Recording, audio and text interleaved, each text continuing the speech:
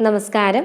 നമ്മൾ ഇന്ന് പഠിക്കാനായിട്ട് പോകുന്നത് SCERT ടെക്സ്റ്റ് ബുക്കും 5ാം ക്ലാസ്സിലെ ബേസിക് സയൻസ് 9ാമത്തെ ലെസണാണ് പഠിക്കാനായിട്ട് പോകുന്നത്. അപ്പോൾ നമ്മൾ ഇതിനു മുമ്പ് 8 ലെസൺസും പഠിച്ചു കഴിഞ്ഞു. അപ്പോൾ കൂട്ടുകാരത് കണ്ടിട്ടില്ലെങ്കിൽ പ്ലേലിസ്റ്റിൽ ജസ്റ്റ് ഒന്ന് നോക്കിയാൽ മതി കേട്ടോ. അപ്പോൾ ഇന്നത്തെ നമ്മുടെ ക്ലാസ് 9ാമത്തെ ലെസണാണ്, ബഹിരാകാശം വിസ്മയങ്ങളുടെ ലോകം. എന്താണ് ഈ ബഹിരാകാശം എന്ന് നമ്മൾ പറയുന്നത്? സ്പേസ്, അതായത് ഭൂമിയുടെ അന്തരീക്ഷത്തിന് അപ്പുറമുള്ള വിശാലമായ ശൂന്യ പ്രദേശമാണ് ഏത്? ബഹിരാകാശം അഥവാ സ്പേസ് എന്ന് അറിയപ്പെടുന്നത്. ഇനി ബഹിരാകാശത്ത് ഭൂമിയുടെ ഏറ്റവും അടുത്തുള്ള ആകാശഗോളം ഏതാണ്? നമ്മുടെ ചന്ദ്രനാണ്. വളരെ പ്രധാനപ്പെട്ടതാണ്.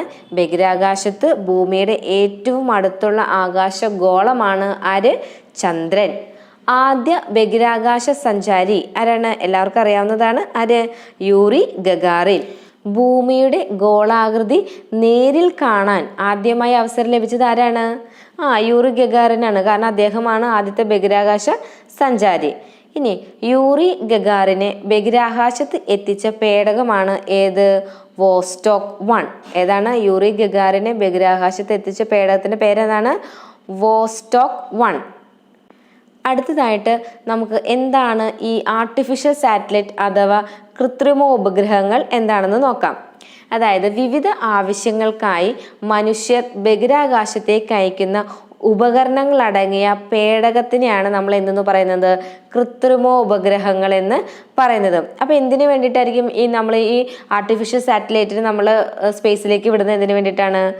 പ്രതിരോധ പ്രവർത്തനങ്ങൾക്ക്, ബഹിരാകാശ ഗവേഷണത്തിന്, സമുദ്ര പഠനത്തിന്, വാർത്താവിനിമയത്തിന്, കാലാവസ്ഥാ പഠനത്തിന്, വനഭൂമികൾ, തണ്ണീർത്തടങ്ങൾ എന്നിവയെക്കുറിച്ചുള്ള പഠനത്തിന്, കര, സമുദ്ര, വ്യോമ ഗതാഗതങ്ങൾക്ക് മാർഗനിർദ്ദേശങ്ങൾ നൽകാൻ, ഇതിനെല്ലാം വേണ്ടിയിട്ടാണ് നമ്മൾ എന്ത് വിടുന്നത്?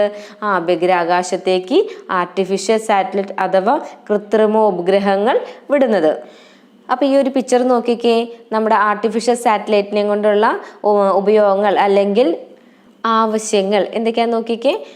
ഭൂവിഭവങ്ങൾ, അതായത് പെട്രോളിയം, ധാതു ലവണങ്ങൾ ഇതെല്ലാം കണ്ടെത്താൻ വേണ്ടിയിട്ട്, മത്സ്യസമ്പത്ത് കണ്ടെത്തൽ, കാലാവസ്ഥാ പഠനം, വാർത്താവിനിമയം, വനഭൂമികൾ, തണ്ണീർത്തടങ്ങൾ എന്നിവയെക്കുറിച്ചുള്ള പഠനം, സൈനിക പ്രതിരോധ പ്രവർത്തനങ്ങൾ, അതുപോലെ തന്നെ ബഹിരാകാശ ഗവേഷണം, കര, സമുദ്ര, വ്യോമ ഗതാഗതങ്ങൾക്ക് മാർഗനിർദ്ദേശങ്ങൾ നൽകൽ.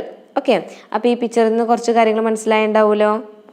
ആദ്യ കൃത്രിമ ഉപഗ്രഹം ഏതാണ്? ആദ്യ കൃത്രിമ ഉപഗ്രഹം സ്പുട്നിക് 1 ആണ്. വിക്ഷേപിച്ച വർഷം 1957 ഒക്ടോബർ 4. അന്താരാഷ്ട്ര ബഹിരാകാശ സമാധാന ഉടമ്പടി എന്നാണ് വന്നത്? 1959 ഒക്ടോബർ 10.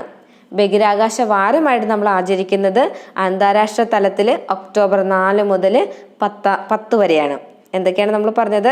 ആദ്യത്തെ കൃത്രിമ ഉപഗ്രഹം ഏതാണ്? സ്പുട്നിക് 1. അത് വിക്ഷേപിച്ചത് 1957 ഒക്ടോബർ 4.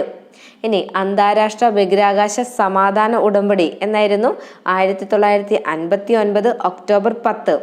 ബഹിരാകാശ വാരം എന്നാണ്? ഒക്ടോബർ 4 മുതൽ ഒക്ടോബർ 10 വരെ. നോക്കിക്കേ, ഈ ചിത്രത്തിൽ കാണിച്ചിരിക്കുന്നതാണ് സ്പുട്നിക് 1. ഇനി ഇന്ത്യയുടെ ആദ്യത്തെ കൃത്രിമ ഉപഗ്രഹം ഏതാണ്? ആര്യഭട്ട എന്നാണ് വിക്ഷേപിച്ചത്? 1975. അമേരിക്കയുടെ ആദ്യ ഉപഗ്രഹ വിക്ഷേപണം എന്നായിരുന്നു? 1958. അമേരിക്ക ബഹിരാകാശ ഏജൻസി ഏതാണ്? നാസയാണ്. അതെന്നാണ് സ്ഥാപിതമായത്? 1958. ആദ്യമായി ബഹിരാകാശത്ത് എത്തിയ ജീവി ആരാണ്? ലൈക്ക എന്ന നായയാണ്. ആരാണ് വിട്ടത്? Soviet union. എന്നായിരുന്നു? 1957. അപ്പോൾ ഈ ഒരു ചിത്രം നോക്കിക്കേ. ആര്യഭട്ടയുടെ ചിത്രമുണ്ട്, അതുപോലെ തന്നെ നമ്മുടെ ലൈക്ക എന്ന നായ ഇരിക്കണ കണ്ടോ? അപ്പോൾ ആ നായയുടെ ചിത്രമാണ് ഈ കാണിച്ചിരിക്കുന്നത്. എന്താണ് വിക്ഷേപണ വാഹനങ്ങൾ അഥവാ ലോഞ്ചിങ് വെഹിക്കിൾസ് എന്ന് പറഞ്ഞു കഴിഞ്ഞാൽ? അതായത് ഭൂമിയുടെ ആകർഷണത്തെ അവഗണിച്ച് മനുഷ്യനെയും കൃത്രിമ ഉപഗ്രഹങ്ങളെയും ബഹിരാകാശത്ത് എത്തിക്കുന്നത് ആരാണ്? ഈ ലോഞ്ചിങ് വെഹിക്കിൾസ് ആണ്. മനുഷ്യൻ ഇന്നേ വരെ നിർമ്മിച്ച റോക്കറ്റുകളിൽ ഏറ്റവും വലുത് ഏതാണ്? സാറ്റേൺ 5. വളരെ പ്രധാനപ്പെട്ടതാണ്. മനുഷ്യൻ ഇന്നേ വരെ നിർമ്മിച്ച റോക്കറ്റുകളിൽ ഏറ്റവും വലിയ റോക്കറ്റ് ഏതാണ്? സാറ്റേൺ 5. ഈ ചിത്രം നോക്കിക്കേ, നമ്മുടെ സാറ്റേൺ 5ന്റെ ചിത്രമാണ് ഈ കാണിച്ചിരിക്കുന്നത്. ഇനി ഇന്ത്യൻ ബഹിരാകാശ സഞ്ചാരികളെ കുറിച്ച് പഠിക്കാം. ബഹിരാകാശ യാത്ര നടത്തിയ ആദ്യത്തെ ഇന്ത്യക്കാരൻ ആരാണ്? ആദ്യത്തെ ഇന്ത്യക്കാരൻ രാകേഷ് ശർമ്മ. കൽപ്പന ചൗള തൻ്റെ രണ്ടാമത്തെ ബഹിരാകാശ യാത്രയിൽ മരണപ്പെടുമ്പോൾ സഞ്ചരിച്ചിരുന്ന പേടകം ഏതാണ്? Columbia space shuttle. ഏതാണ്? Columbia space shuttle. ആരാണ് ചന്ദ്രനിൽ ആദ്യമായിട്ട് ഇറങ്ങിയത്? ആരാണ്? നീൽ ആംസ്ട്രോങ് ആണ്. രണ്ടാമതായിട്ട് ഇറങ്ങിയത് എഡ്വിൻ ആൻഡ്രിൽ ആണ്. ഇനി അവരുടെ കൂടെ ഒരാളും കൂടി ഉണ്ടായിരുന്നു. ആരാണ്? Michael Collins. അപ്പോൾ ഇവർ 3 പേരും കൂടി, നീൽ ആംസ്ട്രോങ്ങും എഡ്വിൻ ആൻഡ്രിലും അതുപോലെ തന്നെ മൈക്കിൾ കോളിൻസും കൂടിയിട്ടാണ് പോയത്. പക്ഷേ ആദ്യമായിട്ട് ചന്ദ്രനിൽ കാലുകുത്തിയത് ആരാണ്? നീൽ ആംസ്ട്രോങ്ങും രണ്ടാമത്തെ ആരായിരുന്നു? എഡ്വിൻ ആൻഡ്രിലായിരുന്നു. ഇനി ഈ മൈക്കിൾ എന്താണ് ചെയ്തത്? ഇവരിറങ്ങിയ വാഹനമായ ഈഗിളിനെ നിയന്ത്രിക്കുകയായിരുന്നു. ഇനി ഇവര് എന്നാണ് പോയത്? വർഷം എന്നാണ്? 1969 ജൂലൈ 21. ഇനി ഏതായിരുന്നു വാഹനം? ബഹിരാകാശ വാഹനം ഏതായിരുന്നു? അപ്പോളോ 2 നാസയുടെ വാഹനമായിരുന്നു. ജൂലൈ 21. അതുകൊണ്ട് തന്നെ നമ്മൾ എന്ത് ദിനമായിട്ട് ആചരിക്കുന്നു? ചാന്ദ്ര ദിനമായിട്ട് ആചരിക്കുന്നു. അപ്പോൾ ചാന്ദ്രദിനം എന്നാണ്? ജൂലൈ 21. അപ്പോൾ ആ 3 ശാസ്ത്രജ്ഞരുടെ ചിത്രമാണ് ഈ കൊടുത്തിരിക്കുന്നത്.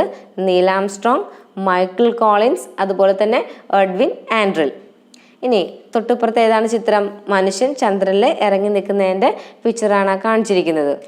ഇന്ത്യൻ ബഹിരാകാശ പദ്ധതിയുടെ പിതാവ് ആരാണ്? ഇന്ത്യൻ ബഹിരാകാശ പദ്ധതിയുടെ പിതാവ് വിക്രം സാരാഭായ് ആണ്. ഇന്ത്യൻ ബഹിരാകാശ ഏജൻസി ഏതാണ്? ഇസ്രോ. അപ്പോൾ ഇസ്രോന്റെ ലോഗോയാണ് കാണിച്ചിരിക്കുന്നത്. തൊട്ടടുത്ത് ആരാണ് ഇരിക്കുന്നത്? വിക്രം സാരാഭായുടെ പിക്ചർ. വാർത്താവിനിമയത്തിന് ഉപയോഗിക്കുന്ന ഉപഗ്രഹങ്ങളാണ് ഇൻസാറ്റുകൾ. എന്താണ്? വാർത്താവിനിമയത്തിന് ഉപയോഗിക്കുന്ന ഉപഗ്രഹങ്ങളാണ് ഏത്? ഇൻസാറ്റുകൾ. ഭൂവിഭവം, കാലാവസ്ഥാ പഠനം എന്നിവയ്ക്ക് ഉപയോഗിക്കുന്ന ഉപഗ്രഹങ്ങളാണ് IRS. ഏതാണ്? ഭൂവിഭവം, കാലാവസ്ഥാ പഠനം എന്നിവയ്ക്ക് ഉപയോഗിക്കുന്ന ഉപഗ്രഹങ്ങൾ ഏതാണ്? IRS. വിദ്യാഭ്യാസ ആവശ്യങ്ങൾക്ക് ഉപയോഗിക്കുന്ന ഉപഗ്രഹം ഏതാണ്? എഡ്യൂസാറ്റ്. വളരെ പ്രധാനപ്പെട്ടതാണ്. വിദ്യാഭ്യാസ ആവശ്യങ്ങൾക്ക് ഉപയോഗിക്കുന്ന ഉപഗ്രഹം ഏതാണ്? എഡ്യൂസാറ്റ്. ഇന്ത്യയുടെ ആദ്യ വാർത്താവിനിമയ ഉപഗ്രഹമാണ് ആപ്പിൾ. എന്നാണ്? ഇന്ത്യയുടെ ആദ്യ വാർത്താവിനിമയ ഉപഗ്രഹമാണ് ആപ്പിൾ. എന്നാണ് ഇത് വിക്ഷേപിച്ചത്? 1981 ജൂൺ 19. ഇനി നമുക്ക് കുറച്ച് ബഹിരാകാശ ഏജൻസികൾ ഒന്ന് അറിഞ്ഞിരിക്കാം. ഏതൊക്കെയാണ്? യൂറോപ്പിൻ്റെ ESA, ജപ്പാൻ്റെ JAXA, Russia RSA, China CNSA, ഇന്ത്യയുടെ ഇസ്രോ, USA നാസ. അടുത്ത് നമ്മൾ പഠിക്കാനായിട്ട് പോകുന്നത് ചന്ദ്രയാനെ കുറിച്ചിട്ടാണ്. എന്താണ് ചന്ദ്രയാൻ? ഇന്ത്യയുടെ ചന്ദ്ര പരിവേഷണ പദ്ധതിയുടെ പേരാണ് ചന്ദ്രയാൻ. ഇതെന്നാണ് നമ്മൾ വിക്ഷേപിച്ചത്? 2008 ഒക്ടോബർ 22. ഓർത്തിരിക്കേണ്ട ഡേറ്റ് ആണ് കേട്ടോ. ചന്ദ്രയാൻ നമ്മൾ വിക്ഷേപിച്ച വർഷം ഏതാണ്? 2008 ഒക്ടോബർ 22. ഭൂമിയുടെ ഏക ഉപഗ്രഹമായ ചന്ദ്രനെ അടുത്തറിയുക എന്ന ലക്ഷ്യത്തോടെയാണ് ഇന്ത്യ ചന്ദ്രയാൻ 1 വിക്ഷേപിച്ചത്.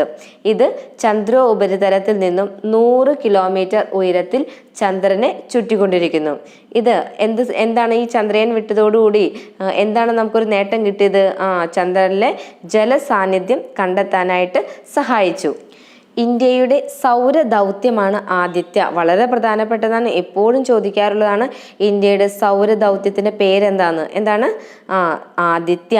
അതുപോലെ തന്നെ ഇന്ത്യൻ ബഹിരാകാശ ഏജൻസിയുടെ ചൊവ്വ ദൗത്യം ഏതാണ്? ചൊവ്വ ദൗത്യം മംഗളയാൻ. അതും ഇമ്പോർട്ടൻ്റ് ആണ്. അതെന്നാണ് വിക്ഷേപിച്ചത്?